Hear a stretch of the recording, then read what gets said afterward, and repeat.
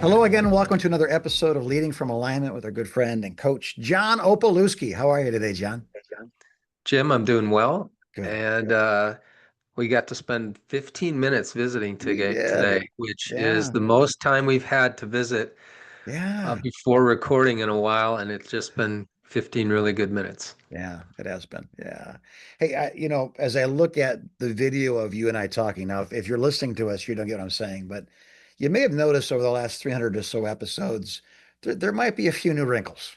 There might be a few, maybe our foreheads have gotten slightly larger as our hair has receded like the Red Sea before Moses. And it does bring us to our topic today. You want to introduce that topic? Yes, the title today is Transitioning into the Legacy Stage Yeah, of Life and Ministry. I want to give kudos to one of our consistent watchers and listeners who actually asked if we would do something along these lines. right on.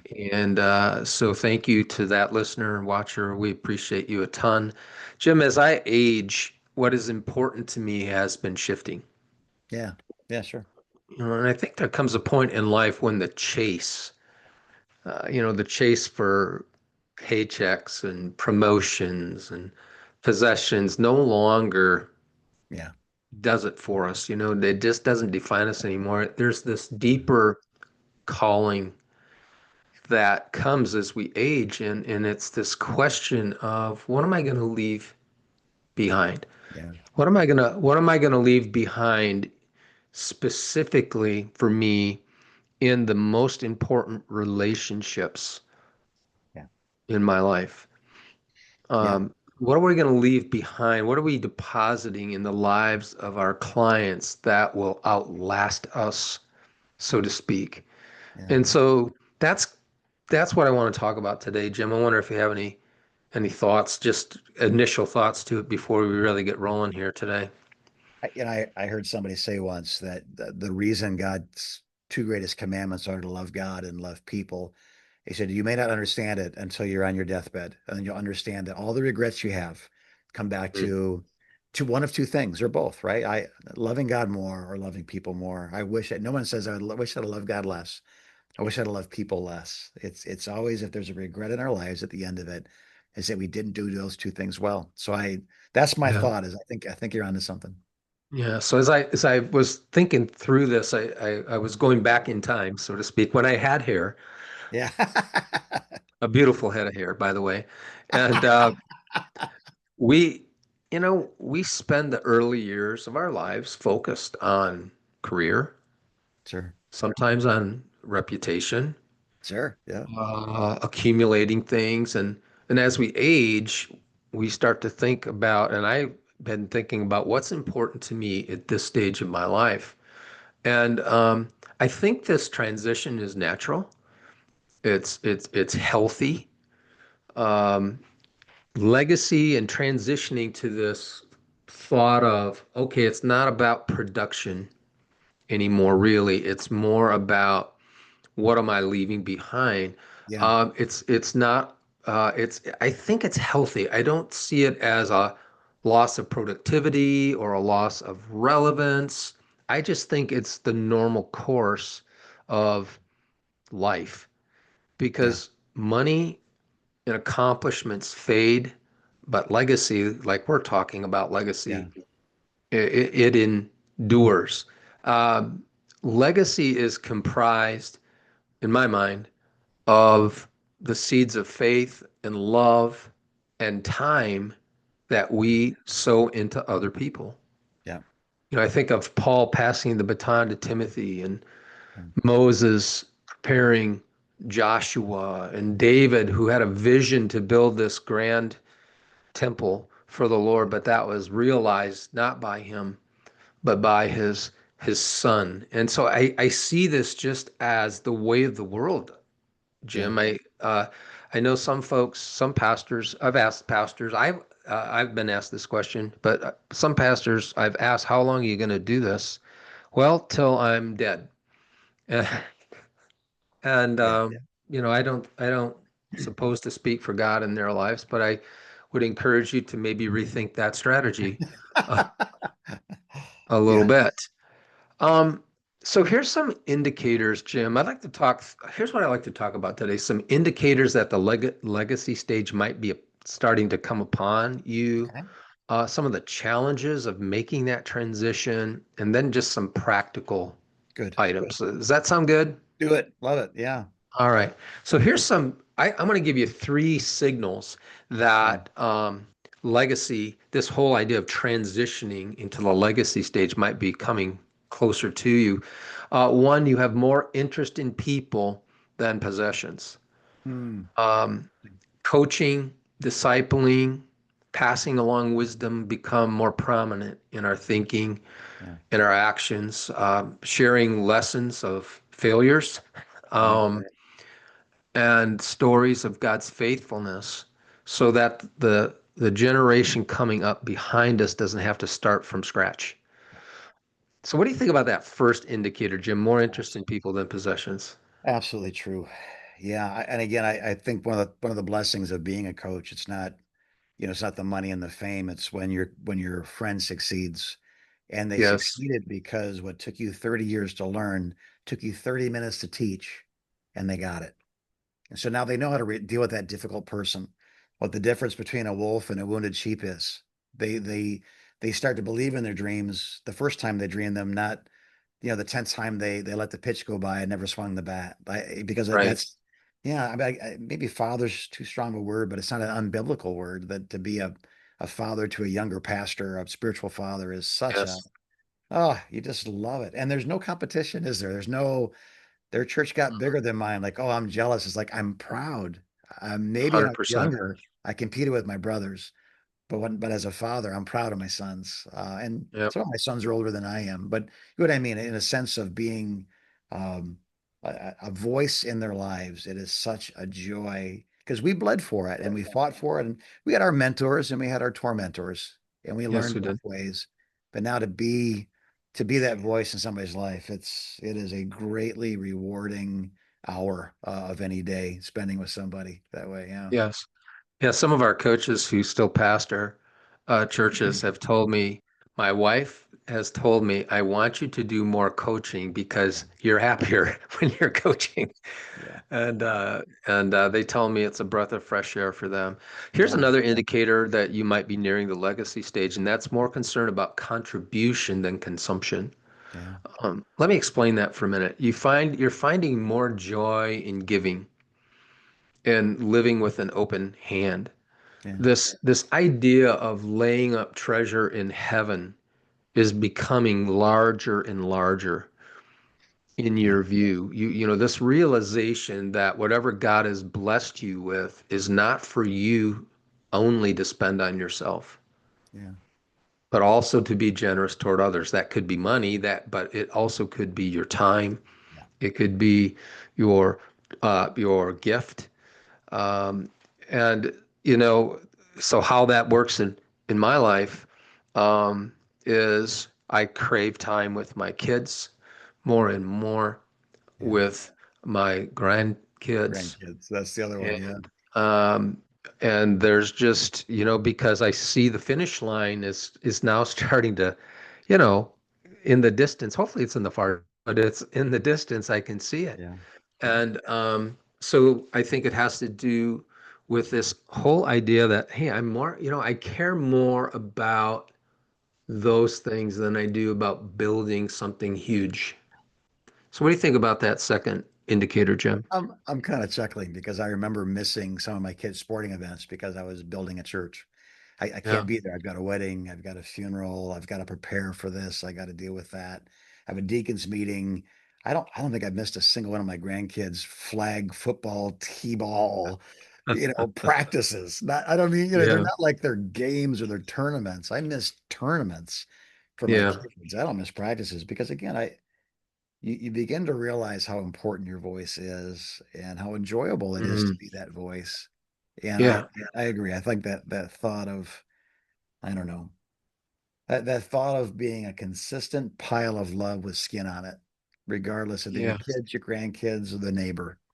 I, I Right. just I just yeah. It's funny. I think I have less inhibitions now too. I'm less afraid of rejection. I'm Yes. I'm not quite to the stage of life where I can call a waitress sweetheart and get away with it. At least my wife says you can't do that yet. Maybe when you're 90, you can call somebody sweetheart and get away with it. But I'm looking forward to that stage where I can just love without anybody wondering why I'm loving them. Why are you Yeah. loving me? So Yeah. just being friendly to strangers. And if they love me back, great. If they don't, that wasn't why I Right. loved you. I'm not trying to get something from you. So I think we do get more comfortable as our skin gains a few extra yards Wrinkles. of mass. Yes. There you You go. know, yeah, Uh, I don't know. I'm not more secure. I'm still as insecure as I've ever uh, been. I just, maybe I care less. Maybe that I just don't care if people don't, you know. I was a chaplain in a nursing home, and there was two types of people in my nursing home. One were the complete, just meaner than a snake, angry people. And the other ones were so sweet, you had to take a syringe of insulin with you just to get through the day. I mean, you'd have a diabetic yeah. nervous being around them. I asked my mom, why is that? She says, well, when you're at that stage of life, you really don't care what people think about you anymore. So Mm, if you love, you're not afraid of being rejected, and if you hate, you could care less that it's hurting somebody. So that's why they're yes. loving or hateful, is because they just don't care anymore. And That's I find interesting. I find it liberating. I find it liberating to care less about what people think than I used to, because Yes. I'm going to love you whether you like it or not. You know? Right. Yeah, Yes. So here's the third one. yeah, And this one, um, I mean, it's becoming real, more real to me, more focused on the eternal than the temporal. yeah, The Jim, the older I get, the more I think about heaven. yeah, And at the end of it, at the end of it all, um, that's that's the prize, right? I mean, that's the ultimate prize, and not just for myself, but for my family, yeah, for my our boys, yeah, our daughters-in-law, our grandkids, and just a sense. There's this sense of urgency to get the important conversations in. yeah, yeah, If sure. that makes any sense. Does. Yeah, Yeah. So those are some, I think those are three indicators that if these are recurring themes in your thinking, in your heart, and maybe even in your actions, you might be transitioning towards this legacy stage yeah. of life and ministry. Don't Can I fight just it. Let me Yeah, just add something. please. If you're younger right now and you think John and I are sad talking about this, we're not. Not That's at all. if you hear that, like, yeah, there's not much life left, and we're getting ready to go to the other side. Not what we're saying at all. Life is thrilling today. Life is enjoyable today. So I hope you're not hearing if we're older than you, two old guys talking about their glory days. Not, Nope. what we're saying is that, man, I mean, the Apostle Paul in a Philippian, or yeah, a Roman jail, saying, "I've finished the race, I've Yeah. fought a good fight." He's not sad when he says that. He's actually looking forward to something that's Right. glorious. He's looking at an invested life, going, "Whoo," praise God. Yes. So I And that, hope. Go and that's ahead. a good, and I'm glad you interjected there, Jim. Yeah. I would say this, that this decade of my life has been the most fruitful decade of my life. Yes. Yeah. Just to reinforce what you said, Yeah. seeing more fruit than ever. Yep. And yet, while that's happening, there is this shift that's going on Yeah. in my heart and in my mind. Um, and I think that the tendency could be as a leader to fight that, to rebuke that, to Mm, think that it's the devil or yeah. something's wrong with me when none of that's probably true. No. No. It's probably the birth pains, the contractions There you go. of a new thing that's coming. And That's right. although it might be a little painful, don't let it be frightening. This is And part of the process of life. it is. And here's the Yeah. deal. I heard a fantastic message in Denver, Colorado. I Yeah. was with a new client, um, and at their national, um, whatever you call it, meeting, Yeah. and their number one guy preached this message. It was so powerful. It's Wow. time to leave the ark. Mm, And he okay. said it took Noah 100 years to build that thing. Yeah. and he was only in it for 18 months.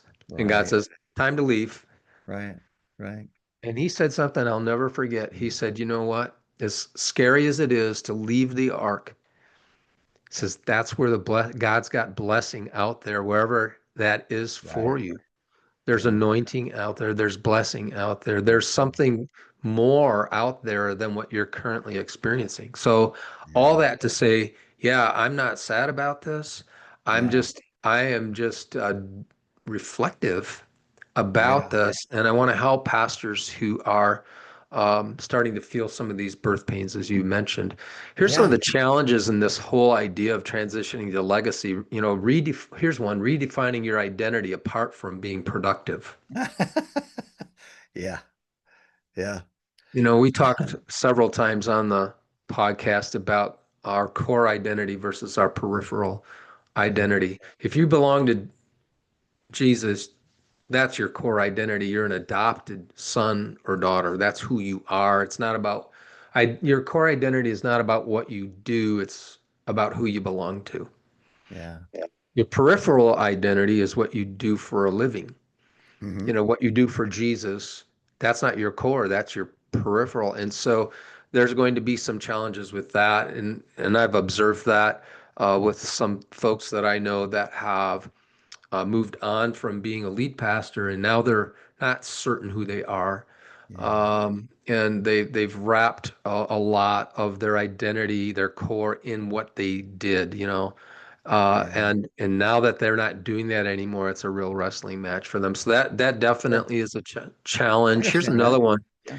and this one's closely aligned. The second challenge is this fear of irrelevance or being forgotten. Yeah. When the phone's not ringing anymore, who am I? And I think those are some of the challenges to this whole process. What do you think, Jim?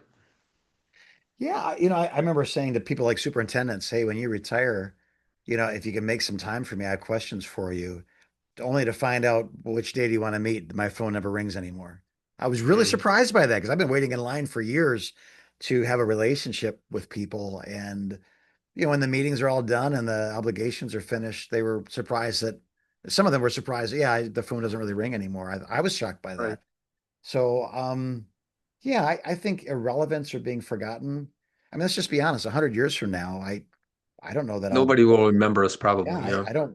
I mean, I remember my great grandmother, but more like from the stories people have told me about her than I couldn't draw a picture of her. That Sure. kind of thing. Of course, we'll be forgotten. That's part of it. I'm not sure we're supposed to be remembered as Jesus is remembered. We're supposed to carry the baton to the next generation. And There you go. as long as Jesus is that baton, then we've done our job in the relay. I don't think. Yeah, I think it's a bad goal. I want to be remembered 100 years from now. Well, then shoot a president, I guess. But that's Oh, why do you want to do right. that? Who wants to be Booth, or Hinckley? I just Oh, how about we just are faithful and good, and Yeah. God remembers us as good and faithful. That seems like a pretty good reward. I Can I I float a agree. theory on your podcast, John? Sure. This is not theology. This is theoryology. This is not King James. This is Brother Jim. So if everything is made in sevens and that seventh is holy, it's a day of it's rest, it's preparation for what's next, it's a celebration of what's been. But if the Yeah. last seventh of our days in old age are reserved not for production but for reflection, for enjoyment, for preparation for this next thing. I mean, what I hear from people that are no longer useful, and I'm using quotation marks for those of you that aren't watching, that I just don't feel useful anymore. Well, what if the season of your life isn't about productivity? It's about worship. It's about Mm, gratitude. It's about getting ready for next week. And next week, by the way, is an eternal week. It's not that. So I see almost universally, again, being a chaplain in a nursing home, a feeling of uselessness. And boy, they were so wise and so smart and had such great stories. What could make you believe the lie that you're useless when I'm in my 20s and you're teaching me I would take my dates to the nursing home so the old ladies would like size them up. Oh, Jimmy, she's a tramp. Run for your life, kid. She's, that kind of stuff. All the widows from New York were just so protective of me. But they were useful, but instead of just yes. rotting, which is what they believed they were doing, don't reflect. I enjoy Yeah. and get ready for this next adventure in this next season of time, which is eternity, So that's a That's thought. right. That's a great thought. I love it. Let's go over some practical ways Yeah. to make the transition or start working on this. I would encourage you, if you feel like you're in this season of your life, um, begin coaching. Here's a couple things. Begin coaching somebody intentionally. Yeah. Find your Timothy. Yeah. Be generous with your time and energy with that individual or maybe a set That's of awesome. individuals. That's awesome. Yeah. Um, Take time, if you haven't done this, take time to write down your story, Yeah. your faith journey, some of the big lessons you've learned along the way. Yeah. I've been doing that for 10 years now. Ever since we wrote our first book, actually, that was 12 years ago. Um, Yeah. so that story is there for others to hopefully maybe gain some value. Yeah. Um, Understand this, that legacy isn't reserved just for great leaders or famous people. Right. Every leader has influence. Yeah. You do. If you lead, if you're leading a family or a church, or you're in a business and you're leading a company, you have influence. It's not reserved for the 1%. Okay. Yeah. Um, and it's never too late. Start this whole process. Jim, I want to create this powerful ripple effect Yeah. that will last. It doesn't even have to have my name attached to it. No, That that's it. will That's the key to it. last Yeah. Yeah. for until Jesus comes back. Right. That in 100 years there will be pastors and superintendents and regional leaders and you name it who are feeling the effect Yeah. of what we're doing today. And I don't care if they know who I am, doesn't matter. It doesn't matter. Yeah. Uh, and so, any final thoughts? And then I got one more thing I want to say, and then I'll have you wrap us up. Yeah. There's a guy, Bob Buford, and he said something years ago I Yes. thought was great. He said, my fruit grows on other people's trees. I, I, Mhm. I love that word picture because it helps us Me too. to better create the orchard that you're talking about. My fruit grows on other people's trees. And I think that's something that somebody with legacy, somebody with eternity in mind, somebody a discipler says those sorts of things. He also said, I don't want to be the aircraft carrier. I want to be the catapult. I want to be that one instrument that just launches things. And I don't want to be the Yeah. landing deck. I don't want to be the maintenance. I want to be the fuel. I just want to rubber band them out over the ocean. And Yes. I like that picture as well. Then, and again, as believers, especially older believers, fathers, mothers, people who've done whatever you've done, can speak to those who are now doing it in their first days with great authority, great empathy, great Yes. energy. So that one coffee, I mean, nobody can name five sermons that changed your life. Everybody can name five people that changed your life. And you are much better positioned to be one of those people as you mature, as your forehead I think so. grows. So your influence can grow as Yes. well. Yeah, that's my thought on That's it. true. Yeah. So Pastor, we're here for you. We Yeah. want to be a voice in your life if you need somebody to unpack this with. Um, you know, plant, can I just say this and then you can bring us home here, Jim? Plant for the long term Yeah. and not for the short term. That's Yeah. true whether you're 20 or you're 70. Yeah. Plant for the long term. Take the long view. And it's never too late to start this. Um, and I think at some point, we have to start thinking about this maybe a little earlier than we imagined as well. So hopefully this has been helpful today to those of you who are watching and listening. Yeah. Yeah. Hanging over my desk in my office at home is a sign that I bought up in Pickford, Michigan, up in the Upper Yes, I've heard of Peninsula Pickford. up there. Yeah. And it was in a coffee shop and I bought it off the wall. And it said, if you want to prosper for a year, plant wheat. If you want to prosper for 10 years, plant trees. If you want to prosper Mm. for 100 years, plant people. And That's so that's that, good. that's why I said, can I buy that off your wall? Is that okay? Like, oh, what do so I conned the person out of it and it hangs on my wall now because it meant that much to me. Such a good. I didn't Yeah. want the words to fade. I wanted them to be a part of what I think about when I write messages and when I have phone calls that are difficult and when I make my decisions at home. So pastors, leaders, business people, entrepreneurs, just again, we might be older, we might be younger than you are, but I hope that today's words resonate inside of you that maybe although numbers have a certain importance, legacy has a greater lasting effect. Agreed. Although the seminar you teach does great things and you can 10x like, Grant Cardone or whatever. Okay. But, but Paul's greatest ministry was probably Timothy, Titus, the Agreed. Philippian jailer that beat the Priscilla snot and out of him. Aquila, you Yeah, know. Yep. it wasn't what he did in his generation. It's what he got. He got the ball that got rolling to our generation, all the way to our generation. Yeah. So don't just think about temporary success. Think about what can happen 100 years from now if you invite somebody to coffee and tell them that their idea isn't crazy, and then you Mm. become a prayer partner, a father, a mother. So, John, these are wise words, and we're grateful for them. And again, this can be a difficult transition, and it always sounds like I'm pitching Converge. I'm not. I'm just simply saying this. If you want somebody to talk to you about this, you're looking at two guys that are having this conversation ourselves. We're we're teaching it, we're learning it, we're watching it, and it is good to share your thoughts, your dreams, your fears with somebody else that has no skin in the game, that's not Mm. wearing your wedding rings. You don't shake them all up while you're thinking Mm. about this. It's not your kid. It's not your associate who wants your job. It's just a neutral, it's just Switzerland. It's just Las Vegas. What happens here stays here. We're neutral. We would love to be a part of that because it's an important season. And the sooner you realize you're in it, the more fruitful you can be through it. So God bless you. Convergecoach.com, waiting for you right now. Click on that link. Let's have a conversation. John, myself, one of our team members, and we're praying for you guys. Come on, get out there and do it again. What season are you in? Make the most out of that season. Be good and be faithful with it. And there's a blessing at the end of it as you continue to lead from alignment. Talk to you soon.